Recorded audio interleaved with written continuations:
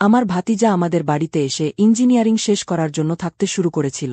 সেই সময়ে আমার এবং আমার স্বামীর মধ্যে দূরত্ব বাড়তে শুরু করেছিল। প্রতি রাতে আমার স্বামী আমাকে সময় দেওয়ার পরিবর্তে ঘুমিয়ে পড়ত। একদিন রাতে ভাতিজা আমাকে হলের সোফায় বসে থাকতে দেখ। তখন সে আমাকে তার ঘরে নিয়ে গেল। সে বলল, মামি, আমি প্রতিদিন আপনাকে এইভাবে বিষণ্ণ মুখে বসে থাকতে দেখি। আজ থেকে আমি কখনোই আপনাকে মামার অভাব অনুভব করতে দেব না। বলে সে আমার পাশে বসে গানের তাল মিলিয়ে গান শুনতে শুরু করল। হ্যালো বন্ধুদের, আজকের এই গল্পে আপনাদের সবাইকে স্বাগত জানাই। আমার নাম অনামিকা।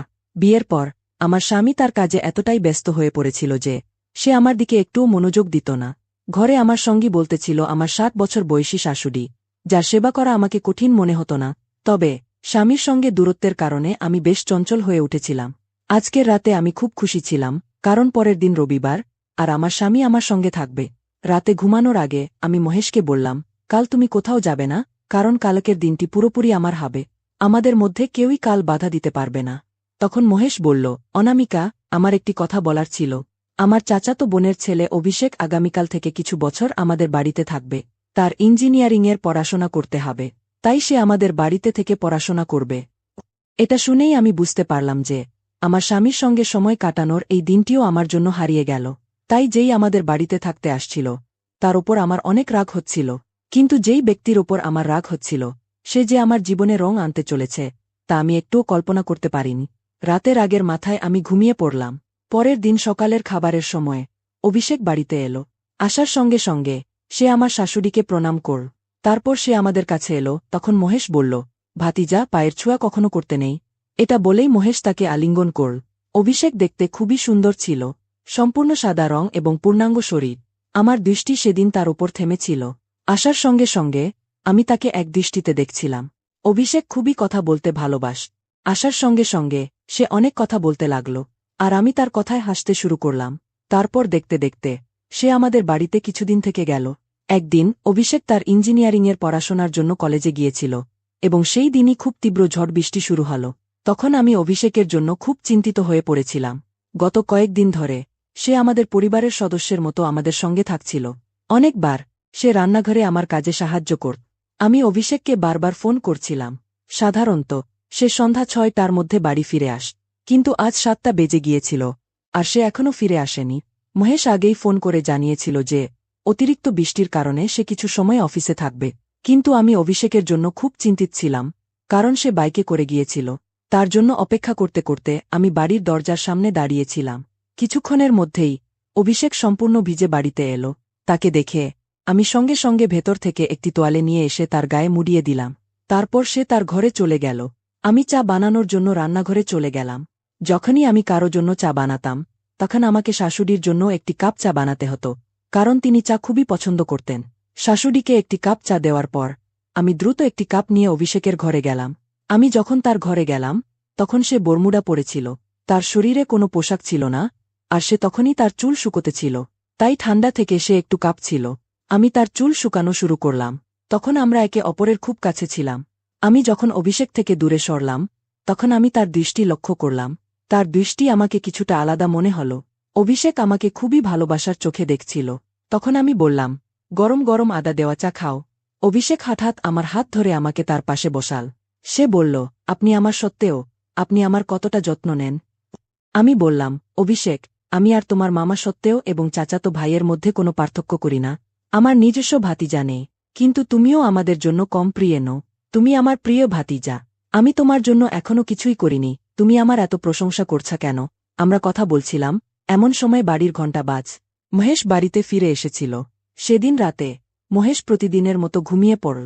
বিয়ের 3 মাস পরই সে তার স্ত্রীকে ভুলে গিয়েছিল।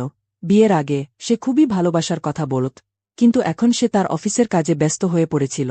এতে বিরক্ত হয়ে আমি বাইরে হলের সোফায় গিয়ে বসে পড়লাম। বাইরে এসে দেখি অভিষেকের ঘরের আলো জ্বলছে। তার দরজাটা ভেতর থেকে বন্ধ ছিল, তাই আমি হলের সোফায় বসে রইলাম। কিছুক্ষণ পর আমি আমার হাতে কারো হাতের স্পর্শ অনুভব করলাম।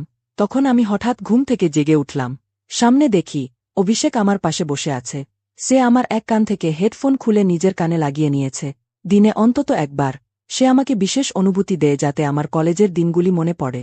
তারপর সে আমার হাত ধরে আমাকে তার ঘরে নিয়ে গেল। সেখানে গিয়ে সে বলল, মামি, এখানে আসার পর থেকে আমি প্রতিদিন রাতেই আপনাকে হলের সোফায় বিষণ্ণ মুখে বসে থাকতে দেখি।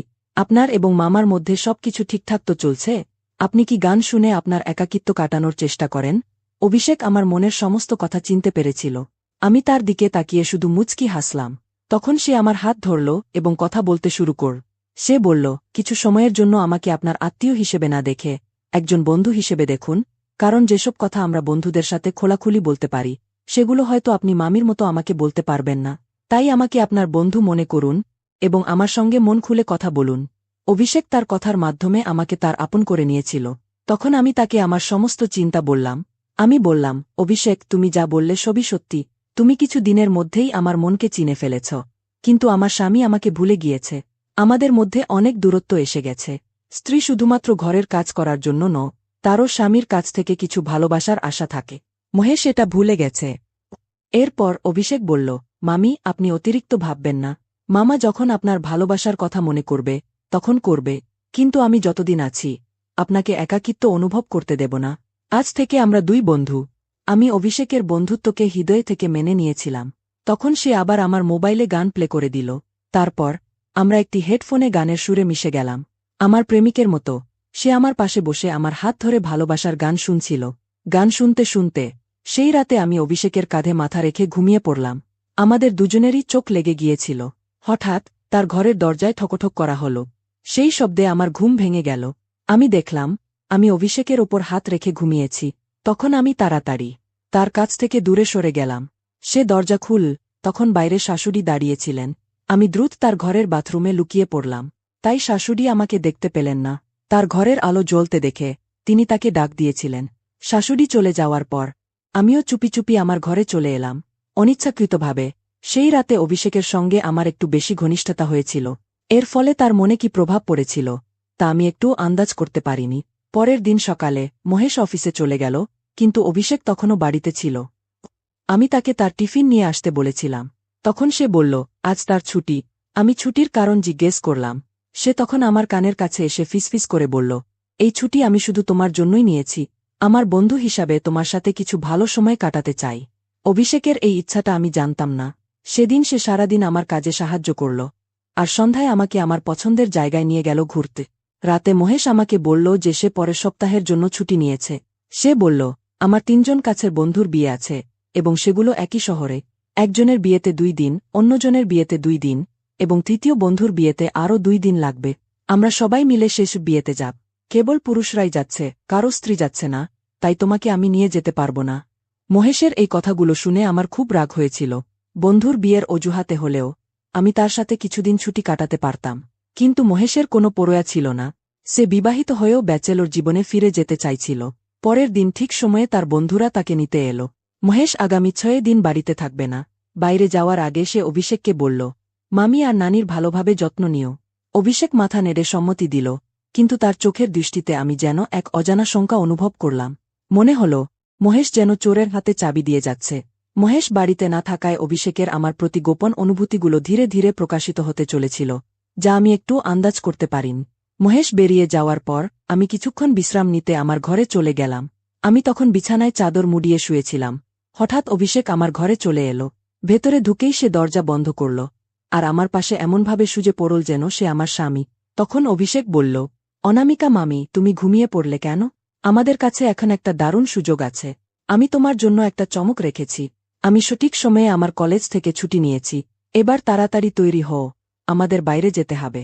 আমি বারবার জিজ্ঞেস করছিলাম আমরা কোথায় যাচ্ছি, কিন্তু সে কিছুই বলছিল না। শুধু বলল, নানিকে বলো তুমি তোমার বন্ধুর বিয়েতে যাচ্ছ, আর সন্ধ্যার আগেই ফিরে আসবে। বাইরে বৃষ্টি হচ্ছিল, তাই সে আমাকে তার সাথে নিয়ে যেতে চাইল। শাশুমা আমাকে বিয়েতে যেতে অনুমতি দিলেন, যদিও আমি নিজেই জানতাম না কোনো বন্ধুর বিয়েতে যাচ্ছি। অভিষেক আমাকে তার বাইকে নিয়ে রওনা হল। আধা পথেই আমি লভ বার্ডস পার্কের সাইনবোর্ড দেখলাম। তখন আমি অভিষেককে বললাম, তুমি কি আমাকে লভ বার্ড পার্কে নিয়ে যাচ্ছ? এটা শুনেই সে বাইকটা রাস্তার ধারে নিয়ে গেল আর জোরে ব্রেক কষল। ফলে আমি পুরোপুরি তার ওপর পড়ে গেলাম। পড়ে যাওয়ার ভয়ে আমি পেছন থেকে তাকে জোরে ধরে ফেললাম। বাইক থামাতেই অভিষেক বলল, অনামিকা মামি, তুমি খুবই চতুর। তুমি ঠিক সাইনবোর্ড পড়েছ। আমি তোমাকে আজ একদিনের জন্য লভ বার্ডস পার্কে নিয়ে যাচ্ছি। সবসময় রান্নাঘরে থাকার ফলে তোমার মনও যেন খিচুড়ির মতো হয়ে গেছে। আজ তোমার বন্ধু হিসেবে তোমাকে একটু বাইরের জগৎ দেখাতে চাই। কয়েক ঘণ্টার মধ্যেই আমরা লভ বার্ডস পার্কে পৌঁছালাম। সেখানে আমরা অনেক মজা করলাম। একাধিক স্পটে আমি অভিষেকের হাত ধরে ঘুরছিলাম, আর অনেকে আমাদের দম্পতি ভেবে ভুল করেছিল। অভিষেক কখনো আমার কোমরে হাত দিয়ে, কখনো কাঁধে হাত রেখে আমার সঙ্গে ছবি তুলছিল। সন্ধ্যা ৭টার আগে আমরা বাড়িতে ফিরে এলাম। বাড়ি থেকে বাইরে বের হয়ে আমি অনুভব করলাম যে বাইরের জগতেও একটি সুন্দর জীবন আছে। সেই রাতেই আমাদের কলেজের গ্রুপে আমার এক বান্ধবীর বিয়ের কার্ড এলো। বিয়েটা খুব তাড়াতাড়ি ঠিক হয়েছে, পরের দিনই বিয়ে। আমি ভাবছিলাম শাশুমাকে কি বলবো। সেই রাতে অভিষেক আমার ঘরে এলো। সে আমাকে সাহস দিল এবং বলল, যা সত্যি তাই বলে দাও। আমি শাশুমাকে সত্যি কথাই বললাম। তিনি আমার কথায় বিশ্বাস করলেন। পরের দিন যখন আমি বিয়েতে যাওয়ার জন্য তৈরি হচ্ছিলাম, অভিষেক আমার আশেপাশেই ঘুরছিল। সে কখনো আমার শাড়ির সাথে মিলিয়ে দুল এনে দিচ্ছিল, কখনো আমার ব্লাউজের ফিতা বেঁধে দিচ্ছিল, আবার কখনো আমার চুল ঠিক করছিল। তার হাত বারবার আমার পিঠে পড়ছিল। আমরা যেন এক প্রেমিক প্রেমিকার মতো একে অপরের খুব কাছাকাছি ছিলাম। অভিষেক আমার ছোট ছোট বিষয়গুলোর খুবই যত্ন নিচ্ছিল। তার ভালোবাসা আমার মনকে ধীরে ধীরে দখল করে নিচ্ছিল। সেদিন আমি খুব সুন্দর করে সেজেছিলাম, তাই রিকশায় চেপে বিয়েতে গিয়ে আমি আমার মেকআপ নষ্ট করতে চাইনি। আমি মহেশকে আমার বান্ধবীর বিয়ের কথা জানিয়েছিলাম। বিয়েটা আমাদেরই শহরে ছিল, তাই মহেশ বলল, অভিষেককে সাথে নিয়ে বড় গাড়িতে চড়ে যাও। অভিষেক এক পায়ে দাঁড়িয়েই আমার সাথে যে কোনো জায়গায় যেতে প্রস্তুত ছিল। সেদিনও সে সেজেগুজে আমার সাথে বের হল। অভিষেক সেদিন খুবই সুদর্শন দেখাচ্ছিল। আমার দৃষ্টি তার ওপর নিবদ্ধ ছিল। বিয়েতে আমি তাকে ড্রাইভার হিসেবে নিয়ে যাইনি, তাই তাকে সাথে নিয়ে বিয়ের হলের ভেতরে গেলাম। আমার অনেক বান্ধবী মহেশকে দেখেনি, তাই তারা অভিষেককে আমার স্বামী মনে করেছিল। তারা মজা করে বলতে লাগল, তুই এমন একটা হিরেকে কোথা থেকে পেলি? কাশ আমাদের স্বামীও এত হ্যান্ডসাম হতো। তারা নিজেদের মধ্যে কথা বলছিল আর হাসছিল। তাদের সন্দেহ দূর করতে আমি বললাম, এটা আমার স্বামী নয়, এটা আমার ভাতিজা। কিছুদিনের জন্য আমাদের বাড়িতে এসেছে। তখন সবাই বলতে লাগল, তোর ভাগ্য এত খারাপ কেন? আমরা তো ভাবছিলাম অভিষেক তোর স্বামী। কিছু বান্ধবী অভিষেকের চারপাশে জড়ো হয়ে তার সাথে কথা বলতে লাগল। সে খুব মিশুক ছিল। তখন আমার সবচেয়ে কাছের বান্ধবী আমার কাছে এসে নিজের সমস্যার কথা বলতে লাগল। সে বলল, আজকাল আমার স্বামী আমার কোনো খেয়ালই রাখে না। সে যদি আমার ভালোবাসার পরোয়া না করে, তাহলে আমিও তার জন্য ভাবব না।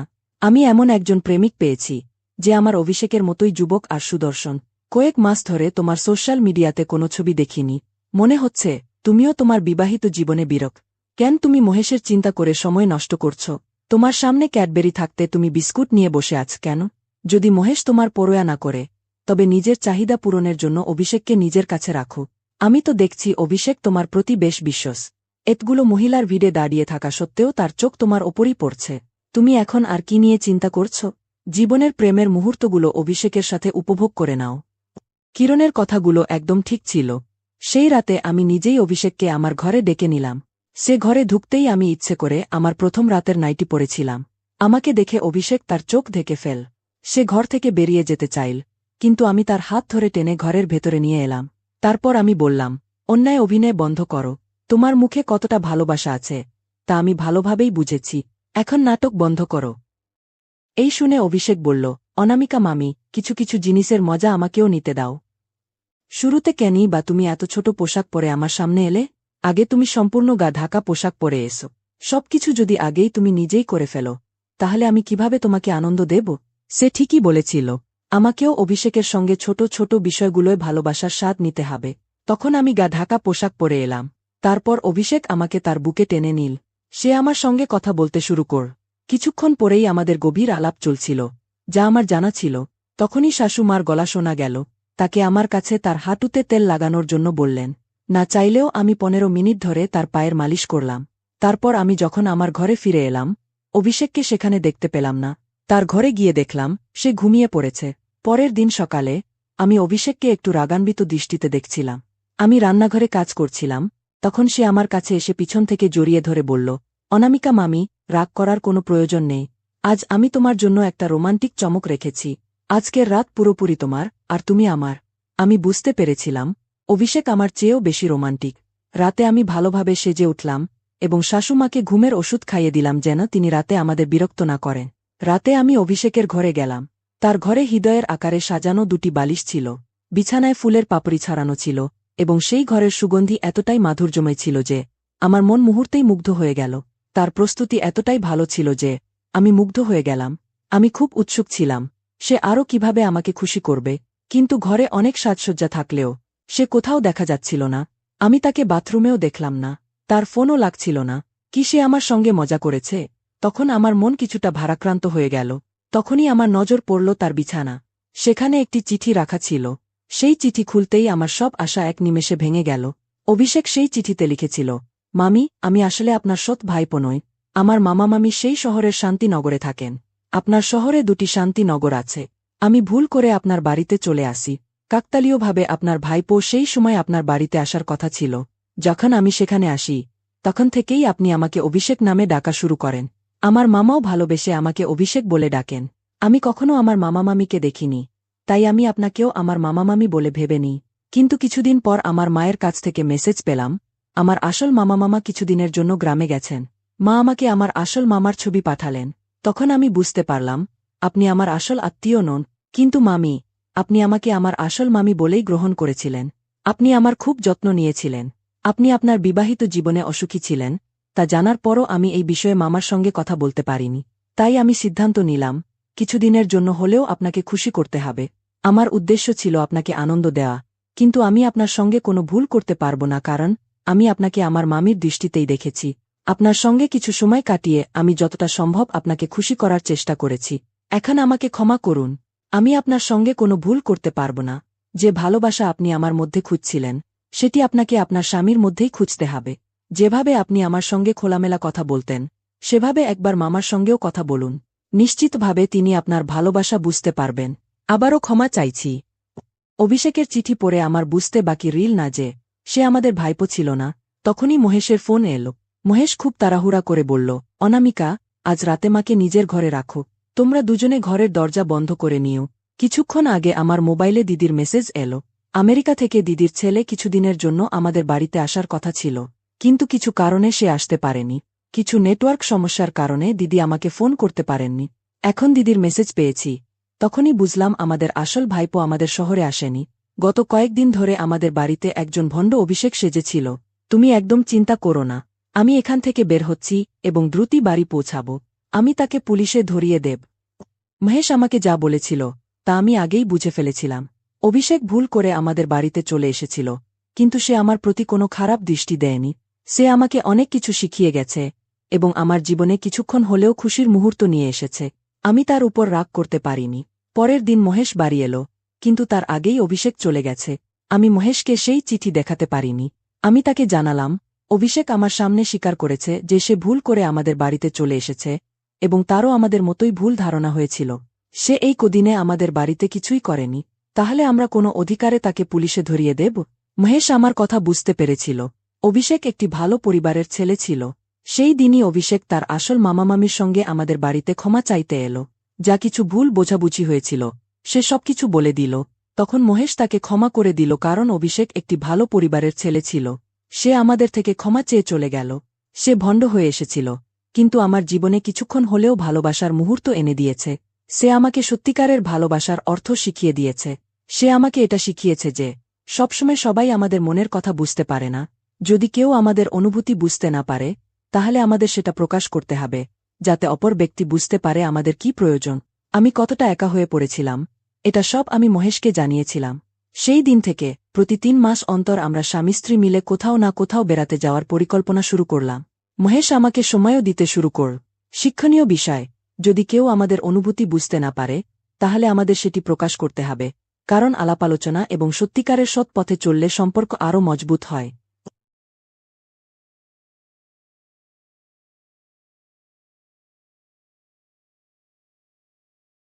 হ্যালো বন্ধুরা, তোমরা সবাই কেমন আছো?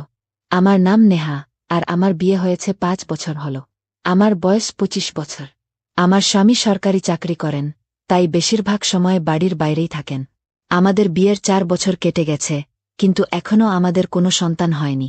হয়তো এর কারণ, তিনি আমাকে খুব একটা সময় দেন না। বিয়ের প্রথম দিকে সবকিছু ঠিকঠাকই ছিল, কিন্তু আস্তে আস্তে দূরত্ব বাড়তে শুরু করল। এখন তো সপ্তাহের পর সপ্তাহ কেটে যায়, তবু তার কাছ থেকে কোনো আপন ভাব পাই না। শুরুতে এই পরিবর্তনটা বুঝতে পারিনি, কিন্তু এখন এটা আমার অভ্যাসে দাঁড়িয়ে গেছে। সারাদিন বাড়ির কাজে ব্যস্ত থাকি, আর রাতে একা একাই পাশ ফিরে ঘুমিয়ে পড়ি। কোনো চাওয়া নেই, কোনো খোঁজ নেই, সঙ্গ দেওয়ার মতো কেউ নেই। তবে এই শূন্যতা এখন আমার ভেতরে গেঁথে গেছে। আমার শ্বশুরজি সবসময়ই শান্ত স্বভাবের মানুষ। স্বামী না থাকলেও তিনি আমার সব কাজ করে দেন। মাঝে মধ্যে আমারই লজ্জা করে যায়। আমার জন্য রোজ চা বানানো, হালকা কাশতে কাশতে জল চাওয়া, কিংবা রাতে আনিনায় বসে গল্প করা, এসব এখন আমার দিনচর্যার অংশ হয়ে গেছে। সেদিন সকালে হালকা ঠান্ডা হাওয়া আমার গায়ে বিলি কাটছিল। আমি আঙিনায় খাটিয়া পেতে নিয়েছিলাম। হাওয়ার ঝাপটায় আমার ওড়না সরে গেল, আর ঠিক তখনই দেখলাম শ্বশুরজি দরজার কাছে দাঁড়িয়ে। তিনি চুপচাপ আমার দিকে তাকিয়েছিলেন, তারপর বললেন, বৌমা, এখানে ঘুমিয়ে পড়েছ। তার গলায় একটা হালকা কাঁপুনি ছিল, কিন্তু আমার গায়ে ততক্ষণে কাটা দিয়ে উঠেছিল। নিজেকে সামলে বললাম, বাবুজি, ভেতরে খুব গরম লাগছিল, তাই এখানে চলে এসেছি। তিনি মুচকি হেসে বললেন, হাওয়াটা সত্যিই ভালো চলছে, আমিও এখানে বসে পড়ি। তিনি আমার পাশে খাটিয়াটা টেনে বসে পড়লেন। তার বসতেই আমি আরও অস্বস্তিতে পড়ে গেলাম। এই অদ্ভুত বেচাইনি কিসের? কেন তার উপস্থিতিতে আমার ভেতরে একটা অদ্ভুত উষ্ণতা ছড়িয়ে পড়ছিল। তার দৃষ্টির আভাস পেয়ে আমি চোখ নামিয়ে নিলাম, কিন্তু এবার চাইলেও উঠে যেতে পারলাম না। তিনি আস্তে করে জিজ্ঞেস করলেন, বৌমা, ঠান্ডা লাগছে না তো? আমি মাথা নিচু করে বললাম, না, ঠিক আছি। তিনি হালকা হেসে বললেন, নিজেরও খেয়াল রাখো। তার কথায় একটা অদ্ভুত আপনত্ব ছিল। কিছুক্ষণের জন্য চারপাশ নিস্তব্ধ হয়ে গেল। হাওয়া হালকা ঠান্ডা হয়ে এসেছিল। আমি শাড়িটা ঠিক করতে লাগলাম। হঠাৎ হাওয়ার একটা তেজি ঝাপটা এলো, আমার চুল ছড়িয়ে গেল। চুল গোছাতে হাত বাড়াতেই তার হাতের সঙ্গে আমার হাত ঠক্কর খেল। আমি ঘাবড়ে হাত সরিয়ে নিলাম, কিন্তু তিনি পিছিয়ে না গিয়ে আমার চোখের দিকে তাকালেন। সেই মুহূর্তে যেন সময় থেমে গেল। তার ছোঁয়ায় আমার হৃৎপিণ্ড দ্রুত লাফাতে শুরু করল। কেন জানি না, তার চোখের সঙ্গে চোখ মেলাতে পারছিলাম না। কোথাও যেন তার কাছাকাছি আসার একটা টান অনুভব করছিলাম। তারপর শ্বশুরজি উঠে চলে গেলেন। রাত হয়ে গিয়েছিল, কিন্তু আমি বিছানায় শুধুও ঘুমোতে পারছিলাম না। পাশ ফিরতে ফিরতে শুধু সেই মুহূর্তটাই মনে পড়ছিল। শ্বশুরজির পাশে বসা, তার গভীর চোখে আমার মধ্যে কিছু খোঁজা, তার কণ্ঠস্বর, তার ভঙ্গি, আর তার ছোঁয়া। আমি মাথা ঝাঁকালাম, না, আমার এভাবে ভাবা উচিত নয়। কিন্তু কি করব? চোখ বন্ধ করলেই সেই মুহূর্তগুলো চোখের সামনে ভেসে উঠছে। সকালে উঠে দেখলাম, হৃদয়ের কোনো কোণে একটা অদ্ভুত অনুভূতি জন্ম নিয়েছে। আঙিনায় শ্বশুরজি আগে থেকেই দাঁড়িয়েছিলেন, তার মুখে সেই গভীর হাসি। আমি চোখ নামিয়ে তাড়াতাড়ি রান্নাঘরে চলে গেলাম। চা বানাতে বানাতে নিজের সঙ্গে লড়াই করছিলাম। এসব ভুল, আমি কেন তার সম্পর্কে এভাবে ভাবছি? চায়ের ট্রে নিয়ে তার কাছে গেলাম। তার মুখ আগের মতোই খবরের কাগজে ঢাকা ছিল, কিন্তু এবার আমি টের পাচ্ছিলাম তার চোখ আমার দিকে। আমি আস্তে বললাম, বাবুজি, আপনার চা। তিনি কাগজ নামিয়ে আমার দিকে তাকালেন, তারপর বললেন, বৌমা, সকালে এত তাড়াতাড়ি উঠে যাও, ক্লান্তি লাগে না? আমি মাথা নিচু করে বললাম, ক্লান্তি তো লাগে বাবুজি, তবে এটা অভ্যাস হয়ে গেছে। তিনি চায়ে একটা চুমুক দিয়ে আমার দিকে তাকিয়ে বললেন, অভ্যাস হয়ে গেছে নাকি বাধ্যতা বনে গেছে? আমি তার চোখের দিকে তাকালাম। সেখানে একটা গভীরতা ছিল, কিছু একটা যেন বলতে চাইছিল, চাইলেও চোখ ফিরিয়ে নিতে পারছিলাম না। তার ঠোঁটে সেই হালকা হাসি, যেটা প্রতিবার আমার ভেতরে কিছু জাগিয়ে তোলে। আমি কাপ তুলে ঘুরতে যাচ্ছিলাম, তখনই তিনি আস্তে করে আমার হাত ধরলেন। একটা হালকা উষ্ণতা আমার ভেতরে ছড়িয়ে পড়ল। আমার শ্বাস দ্রুত হয়ে গেল। তিনি আস্তে করে হাত ছেড়ে দিয়ে বললেন, একাকিত্ব ক্লান্ত করে বৌমা, আর আমি জানি তুমি খুব একা। আমি তাড়াতাড়ি হাত সরিয়ে সেখান থেকে চলে এলাম। হৃদয়ের ভেতরে একটা অদ্ভুত হলচল শুরু হয়েছিল। এটা কি হচ্ছে? শ্বশুরজি কি সত্যিই আমার জন্য কিছু অনুভব করছেন? ঘরে এসে দরজা বন্ধ করলাম। আয়নায় নিজেকে দেখলাম, গাল লাল, কপালে হালকা ঘাম, শ্বাস এখনো অস্থির। 4 বছর ধরে যে শূন্যতাকে আমি এড়িয়ে এসেছি, সেটা কি এখন ভরে উঠছে? শ্বশুরজি আমাকে কখনো খারাপ চোখে দেখেননি, কিন্তু আজ প্রথমবার মনে হল আমি একা নেই। কেউ আছে যে আমাকে বোঝে, আমার দিকে তাকায়, আমার ক্লান্তি টের পায়, আমার নীরবতার মধ্যে লুকানো কথাগুলো শোনে। কিন্তু এটা কি ঠিক? আমি কি এমন এক পথে পা দিয়েছি, যেখান থেকে ফেরা কঠিন হয়ে যাবে? কিছুক্ষণ পর রান্নাঘরে যাচ্ছিলাম, তখনই তার গলা শুনলাম, বৌমা, সন্ধ্যায় খেতে যাবে? আমি থমকে গেলাম। ঠোঁটে অজান্তেই একটা হালকা হাসি ফুটে উঠল। দেখব বাবুজি, বলে তাড়াতাড়ি রান্নাঘরে চলে গেলাম। হৃৎপিণ্ড তখনও দ্রুত লাফাচ্ছিল। এই অনুভূতির নাম কি দেব জানি না। যা হচ্ছে তা কি ভুল? কিন্তু সত্যি বলতে, এই অনুভূতিগুলো থেকে পালাতেও আর ইচ্ছে করছে না। সকাল থেকেই মনে একটা অদ্ভুত বেচাইনি। হৃদয় বারবার মনে করিয়ে দিচ্ছিল, আজ আমি শ্বশুরজির সঙ্গে খেতে যাব। নিজেকে অনেক বোঝানোর চেষ্টা করলাম, এটা শুধু একটা সাধারণ দিনের মতোই হবে। কিন্তু সত্যি বলতে, আজকের দিনটা সাধারণ ছিল না। আজ প্রথমবার নিজের সঙ্গে মিথ্যে বলতে পারছিলাম না। শাড়ি ঠিক করতে করতে আয়নায় নিজেকে দেখলাম। বেশি সাজতে হবে কি, এই ভেবেই নিজেকে ধমক দিলাম। কি করছিস নেহা, এটা তো শুধু খেতে যাওয়া, আর কিছু নয়। কিন্তু হৃদয়ের কি করব। আজ প্রথমবার শ্বশুরজির সঙ্গে সময় কাটানোর একটা সুযোগ এসেছিল। বাইরে এসে দেখি শ্বশুরজি ইতিমধ্যে বৈলগাড়ির কাছে দাঁড়িয়ে। তার চোখে সেই গভীরতা যেটা আমাকে বেচাইন করে দেয়। তিনি হালকা হেসে বললেন, আয় বৌমা, বসো। আমি একটু ইতস্তত করলাম, তারপর আস্তে আস্তে গাড়িতে উঠলাম। সামলাতে একটু অসুবিধে হচ্ছিল, তখনই শ্বশুরজি হাত বাড়ালেন। তার হাত আমার হাতে ঠেকল, আর একটা হালকা কাঁপুনি গোটা শরীরে ছড়িয়ে পড়ল। আমি আস্তে বললাম, ধন্যবাদ বাবুজি। তিনি হেসে বললেন, তোমার এমন ইতস্তত করার দরকার নেই বৌমা, নিজের লোকজনই তো। এই কথাটা আমার হৃদয়ে গেঁথে গেল। আমরা কি সত্যিই শুধু নিজের লোক ছিলাম? খেতে পৌঁছে দেখি হালকা রোদ, চারপাশে সবুজের ছড়াছড়ি। আমি বৈলগাড়ি থেকে নামলাম, পায়ের নুপুরের হালকা শব্দ খেতে ছড়িয়ে পড়ল। শ্বশুরজি বললেন, বৌমা, ওই কোণে গিয়ে বসো, আমি জল নিয়ে আসি। আমি আসতে বললাম, আচ্ছা বাবুজি। তারপর একটা গাছের নিচে গিয়ে দাঁড়ালাম। হালকা হাওয়া আমার গাল ছুঁয়ে যাচ্ছিল, আমি আঁচল দিয়ে নিজেকে হাওয়া করছিলাম। কিছুক্ষণ পর শ্বশুরজি জল নিয়ে এলেন। তার কপালে ঘামের কয়েকটা ফোঁটা চিকচিক করছিল। তিনি ঘটি থেকে জল খেলেন, তারপর বাকিটা আমার দিকে এগিয়ে দিয়ে বললেন, তুমিও নাও বৌমা, রোদটা তেজি। আমি আস্তে ঘটি ধরলাম, কিন্তু তার হাতের হালকা চাপ টের পেলাম। তার আঙুল আমার হাতে থমকে ছিল। জল খেতে গিয়ে মনে হল আমার ঠোঁট যেন তার ছোঁয়ায় ভিজে গেছে। আমি চোখ নামিয়ে নিলাম। শ্বশুরজি গভীর গলায় বললেন, বৌমা, তুমি এই ক্ষেতের মধ্যে খুব ভালো লাগছ। আমার হৃৎপিণ্ড দ্রুত লাফাতে শুরু করল। চোখ ফিরিয়ে বললাম, এমন কথা কেন বলছেন বাবুজি? তিনি হালকা হেসে বললেন, যেটা সত্যি সেটাই বলছি। মাঝে মধ্যে সত্যিটাও বলতে হয়। আমি ঘাবড়ে ওড়নাটা কাঁধে আরও শক্ত করে ধরলাম, কিন্তু নিজেকে এটা বোঝাতে পারছিলাম না যে যা অনুভব করছি তা ভুল। তখনই হাওয়ার একটা ঝাপটা এলো, আমার শাড়ি হালকা সরে গেল। তাড়াতাড়ি শাড়ি ঠিক করতে হাত বাড়ালাম, কিন্তু তখনই শ্বশুরজিও হাত বাড়ালেন, বোধহয় আমাকে সাহায্য করতে। আমাদের আঙুল আবার ঠক্কর খেল। একটা হালকা শিহরণ আমার শরীরে ছড়িয়ে পড়ল। আমি চোখ নামিয়ে নিলাম, কিন্তু ভেতরে একটা অদ্ভুত অনুভূতি জেগে উঠছিল। শ্বশুরজি হালকা হেসে আমার হাত থেকে আঁচলটা ধরে ঠিক করে দিলেন। তার আঙুলের হালকা ছোঁয়া আমার ত্বচায় আরও উষ্ণতা ছড়িয়ে দিল। আমি ধটফড়ে হৃদয় নিয়ে বললাম, বাবুজি, আমি দেখি সব ঠিকঠাক আছে কিনা। তিনি হালকা করে আমার দিকে তাকালেন, তারপর গভীর গলায় বললেন, বৌমা, তুমি এত ঘাবড়ে যাচ্ছ কেন? আমি তাড়াতাড়ি মাথা নিচু করে ফেললাম। কিছু বলতে চাইলাম, কিন্তু ঠোঁট শুকিয়ে গিয়েছিল। সত্যি বলার সাহস ছিল না, আবার লুকিয়ে রাখার শক্তিও ছিল না।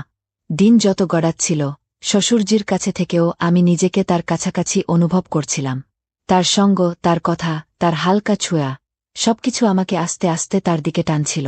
সন্ধ্যা পর্যন্ত আমার ভেতরে একটা অদ্ভুত হলচল চলছিল। এটা কি সত্যিই শুধু একজন বউয়ের শ্বশুরের প্রতি সম্মান, নাকি আমার মধ্যে একটা নতুন চাওয়া জেগে উঠছিল? সন্ধ্যা হয়ে গিয়েছিল, খেতে সূর্য ডুবে যাচ্ছিল, হালকা হাওয়া বইছিল, কিন্তু আমার ভেতরে একটা অদ্ভুত গরম ভাব। শ্বশুরজির ছোঁয়া, তার চোখের গভীরতা, তার কথাগুলো, সবকিছু মনে কোথায় যেন আটকে গিয়েছিল। বৈলগাড়ি তৈরি ছিল। আমি শাড়ি ঠিক করতে করতে তার কাছে গেলাম। উঠতে একটু অসুবিধে হচ্ছিল। তখনই শ্বশুরজি হাত বাড়ালেন, আয় বৌমা, আমি সাহায্য করি। তার গলা নরম ছিল, কিন্তু তাতে কিছু একটা ছিল যা আমার হৃৎপিণ্ডের ধটফড়ানি বাড়িয়ে দিল। আমি একটু ইতস্তত করে হাত বাড়ালাম। তার শক্ত আঙুল আমার নরম হাত ধরতেই একটা অদ্ভুত উষ্ণতা আমার শিরায় ছড়িয়ে পড়ল। আমি তাড়াতাড়ি বৈলগাড়িতে বসতে বসতে বললাম, ধন্যবাদ বাবুজি। শ্বশুরজি হালকা হেসে আমার দিকে তাকিয়ে বললেন, তুমি খুব তাড়াতাড়ি ঘাবড়ে যাও বৌমা। আমি চোখ নামিয়ে নিলাম। তিনি কি আমার মনের হলচল বুঝে ফেলেছেন? পথটা নির্জন ছিল, দূর দূর পর্যন্ত কেউ নেই।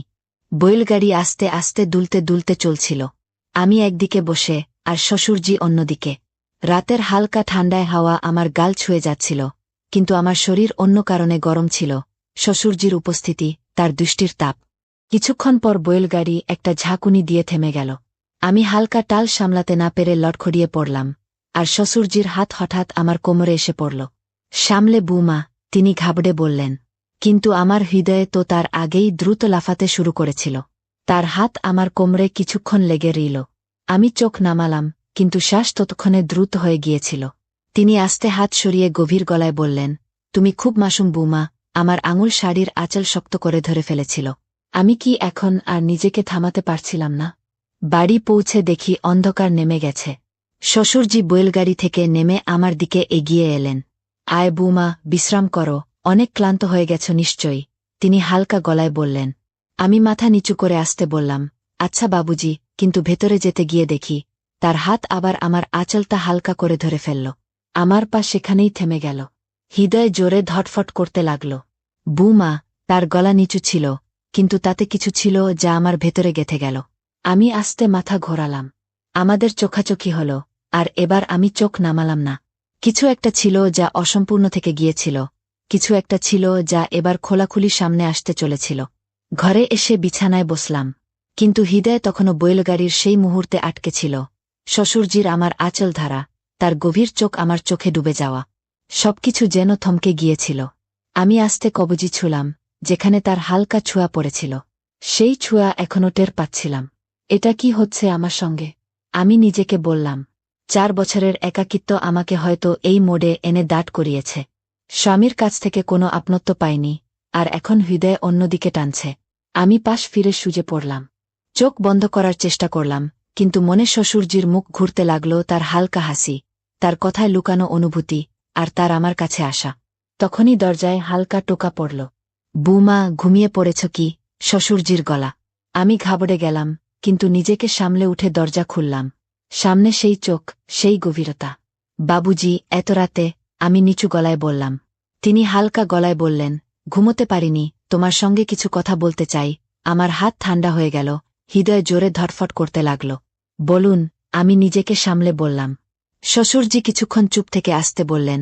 বৌমা, তার গলায় গাম্ভীর্য ছিল, তুমি খুব একা, তাই না? আমি আস্তে মাথা নিচু করলাম।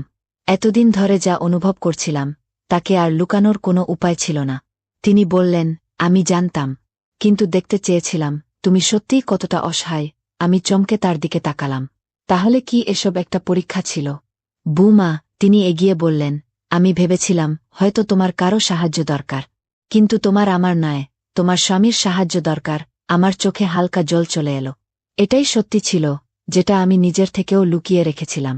তোমার জায়গা আমার কাছে নেই বৌমা, তিনি স্নেহের গলায় বললেন। তোমার জায়গা আমার ছেলের কাছে। আর এখন আমি তাকে বলবো, সে তোমার সঙ্গে কত বড় অন্যায় করেছে। পরের দিন সকালে শ্বশুরজি তার ছেলেকে ডাকলেন। সে গ্রামে ফিরে এলে শ্বশুরজি তাকে পাশে বসিয়ে গম্ভীর গলায় বললেন, বেটা, কখনো ভেবেছিস তোর বউ কী অবস্থায় দিন কাটাচ্ছে? স্বামী চমকে আমার দিকে তাকাল। কি মানে বাবুজি? শ্বশুরজি বললেন, 4 বছর ধরে সে তোর অপেক্ষায় বসে আছে, কিন্তু তুই তো শুধু তোর চাকরির প্রেমে পড়ে আছিস। বিয়ের মানে কি শুধু নামের সম্পর্ক? স্বামী মাথা নিচু করল। হয়তো প্রথমবার তার নিজের ভুলের জ্ঞান হল। শ্বশুরজি বললেন, যদি এখনও তোর বউয়ের সঙ্গ না দিস, তাহলে একদিন সে সত্যিই একা হয়ে যাবে। এখন সিদ্ধান্ত তোর হাতে, হয় সম্পর্কটা বাঁচা, নয়তো এভাবেই তরপাতে ছেড়ে দে। স্বামী কিছুক্ষণ ভাবল, তারপর আমার দিকে তাকাল। আমার মুখে আশা ছিল, কিন্তু ভয়ও ছিল। তারপর সে শ্বশুরজির পা ছুঁয়ে বলল, বাবুজি, আপনি ঠিক বলেছেন। আমি এখন থেকে চাকরি ছেড়ে দেব, আমার বউয়ের সঙ্গে থাকব, ক্ষেত সামলাব, কিন্তু আর ওকে একা ছাড়ব না। কয়েক মাস পর সবকিছু বদলে গেল। স্বামী চাকরি ছেড়ে দিয়েছিল, এখন পুরো মন দিয়ে বাড়ি আর ক্ষেতের দিকে দেখছিল। এখন সে আমার সঙ্গে ছিল, আমার হাত ধরতে, আমার সুখ দুঃখের সঙ্গী হতে। আস্তে আস্তে আমিও বদলাতে লাগলাম। এখন আমি আর একা নেই, আমার জগৎ এখন পূর্ণ হয়ে গেছে। কয়েক বছর পর আমাদের কোলও ভরে গেল। 1 নয়, 2 ছেলের সঙ্গে আমাদের পরিবার সম্পূর্ণ হল। শ্বশুরজি আমাদের দেখে মুচকি হাসতেন। তিনি শুধু শ্বশুরের নয়, একজন বাবারও কর্তব্য পালন করেছিলেন। তিনি আমার একাকিত্ব বুঝেছিলেন, আমাকে ভুল পথে যাওয়া থেকে বাঁচিয়েছিলেন। আজ যখন পেছন ফিরে তাকাই, তখন বুঝতে পারি, একজন শ্বশুর চাইলে তার বৌমার জীবন সামলে দিতে পারেন। এই গল্প একজন ভালো শ্বশুরের উদাহরণ, যিনি তার বৌমার অনুভূতি বুঝলেন আর তাকে সঠিক পথ দেখালেন। বন্ধুরা, এই গল্প থেকে আমরা একটা বড় শিক্ষা পাই। একজন স্ত্রীর শুধু স্বামীর নামের প্রয়োজন হয় না, তার ভালোবাসা আর সমঝের প্রয়োজন হয়। যখন একজন নারী বিয়ে করে, সে এটা আশা করে না যে তার স্বামী তাকে দামি উপহার দেবে বা বড় বাড়িতে রাখবে। সে শুধু চায় তার স্বামী তাকে বুঝুক, সময় দিক, আর এটা বোঝাক যে সে একা নয়। কিন্তু যখন স্বামী তার স্ত্রীকে উপেক্ষা করে, তাকে একা ছেড়ে দেয়, তখন সে ভালোবাসা আর আপনত্ব অন্য জায়গায় খুঁজতে শুরু করে। মাঝে মধ্যে এমন হয় যে তার কেউ বোঝার মতো মানুষ মিলে যায়, যে তার একাকিত্ব ভাগ করে নেয়। আর এটাই সেই মোড়, যেখানে সম্পর্ক ভাঙতে শুরু করে। তাই সব স্বামীর কাছে আমার একটাই অনুরোধ, তোমার স্ত্রীকে শুধু স্ত্রী ভেবো না, তাকে জীবনসঙ্গী মনে করো। তাকে সময় দাও, তার অনুভূতি বোঝো, আর সবচেয়ে জরুরি, তাকে সেই ভালোবাসা দাও যেটা শুধু তোমার কাছ থেকেই পাওয়া উচিত। যদি এই গল্পটা তোমাদের ভালো লেগে থাকে, তাহলে লাইক, শেয়ার আর কমেন্ট করতে ভুলো না। আরও এমন গল্প পড়তে চাইলে আমাদের চ্যানেলে সাবস্ক্রাইব করো, নোটিফিকেশন চালু করে রাখো। মনে রাখো, সম্পর্ক ভালোবাসা দিয়েই চলে। আর যেখানে ভালোবাসা থাকে না, সেখানে শুধু শূন্যতা থাকে।